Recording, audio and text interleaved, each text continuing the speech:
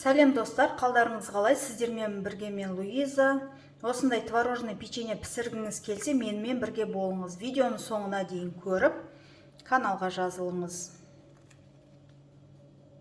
Бізге керегі 200 грамм творог, 120 грамм сары май, 70 грамм творожный сыр, 1 шай қасығы разрыхлитель, керегінше ұн. Қант бізге печеньені аунатуға қажет.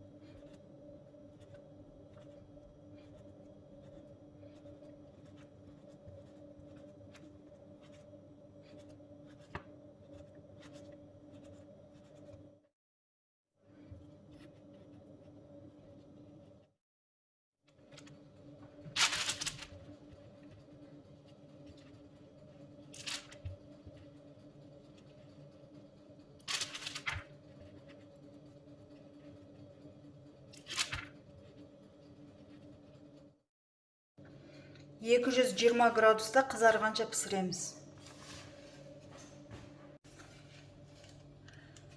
20 минутта пісіп шықты.